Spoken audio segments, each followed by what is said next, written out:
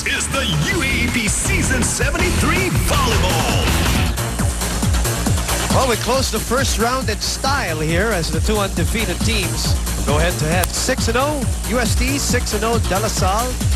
One team will come off unscathed, so to speak, with a victory. But so far, it is La Salle with a 2-0 lead. A more confident and poised La Salle team that UST is facing right now, Mon. Well, although it was a different second set, totally different from the first one, still same result, DLSU finishing it. So I really think DLSU are now more mature and more composed in how they play. More in control of their emotions. They have a firm grip of how good they are at in this tournament this year. So even against UST, you can see that they make the right decisions and most of the time. And as you can see, Gumabao, really a lot of bonus points coming from this girl. Really to our surprise, of course. Why? Because you have Chacruz in there. You have Maranyo, you have Alarca, who just stepped up in the latter portion of the second set. So really, itong si Gumabao, anyway, if she puts in, let's say, 3-4 points per game, that is so big for Coach Ramil De Jesus. I think what I saw in the second set is that talent level of La Salle. Other than the composure, no, na parang mentally they're over the hump na kaya na natin to. It's the talent level that came out. Whoever was in that front line, they had so many weapons to go to, as you perfectly noted. Whether it was Mercado, Chacruz, Maranyo, Alarca, nobody was dominant in that set. It was contributions from everybody else. And speaking of that contribution, you can see that spiking, yung dominance at the net.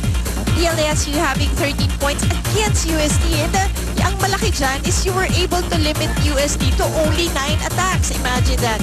And even if La Salle had 10 errors against 7 of UST, look at the blocking department.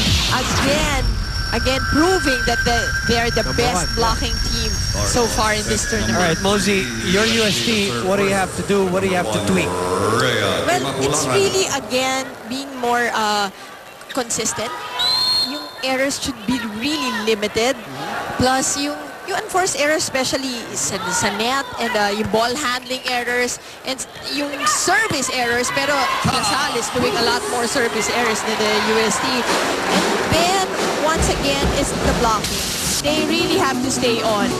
Hindi pwedeng single block lang. Nalito sila doon. Kala na Jack Alarca was going to go for that running hit. And again, that was the purpose of a play like that, to confuse the defense. And expect La Salle at this third set, yung mga combination plays will really come out. Okay.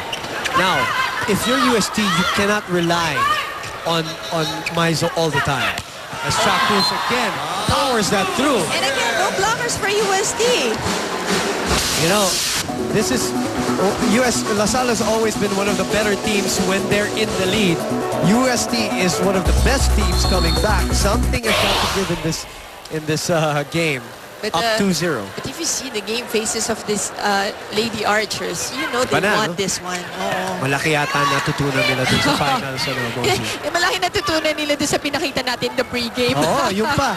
You know, me and Mosey were talking about that primer in the pregame. That reminded them. I was thinking, if you're La Salle, that's gotta hurt. Watching it in front of this crowd at the arena, watching the championship celebration of UST. Parang ano yan eh. Parang yung ring ceremony sa basketball. Pag yung ikaw yung visiting team. It's gotta hurt, but it's also fuel for motivation. You can read it the other way. Diba? You can take it the other way. And that's what La Salle seemed to have done in this game.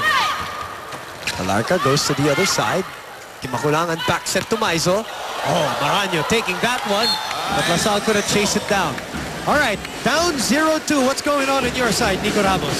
Woman Mosey for all the UST faithful right there. Something to hang on to is the UST-Adamson matchup earlier this season. Adamson went on and captured the first 2 sets, and then UST promptly captured sets 3, 4, and 5 to take the win there. However, people will argue that this is not Adamson, and when they did it against Adamson, Aiza Maizo was not nursing a back spasm that's haunting her now. She's had it for a while, the team doctors are saying, and it's been acting up all day today. So maybe that's the reason why the highlight machine isn't up to par. However, Coach Shaq told his girls, it's all about execution. It's all about teamwork, guys. We have to play together. And he ended the huddle by saying, we did it before, we can do it again. Guys? Well, that's what frames of reference are for you. Kumbaga, paghuhugutan mo yung mga ganung pangyayari. Pero yun nga yung sinasabi natin kanina. May nahumugot yung Lasal siguro dun sa video footage kanina, diba? Right. But again, you cannot rely on this one. This girl's not going to be in the front line forever. But I like what every time you go to her, though. said, highlight machine, no? Highlight machine.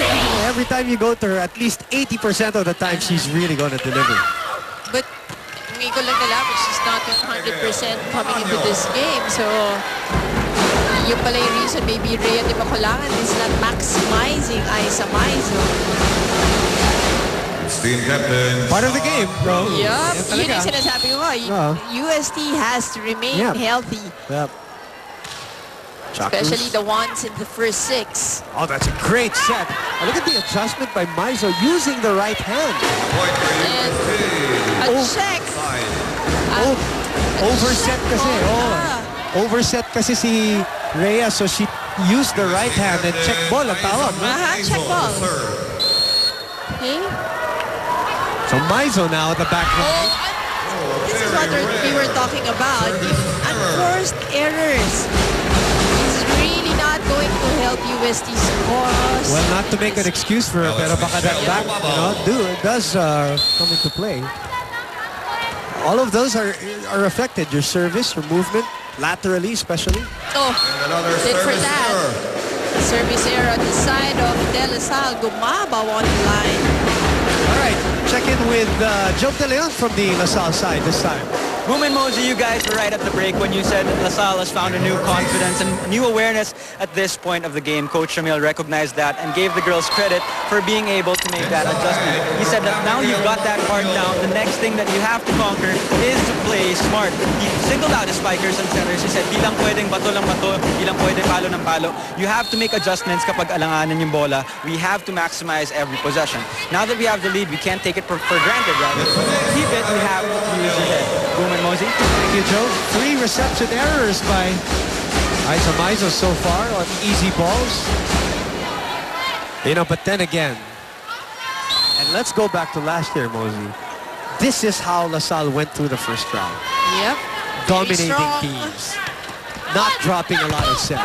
True. And then towards the end. So that's, I'm not trying to burst their own bubble, but I'm just trying to say here is that towards the end, that's what matters. That's true, especially the second round things are really different, and we know that. First technical timeout. But for LaSalle, it's something that they can build on going into the second round and maybe even look more dominating as they lead this game 8-5.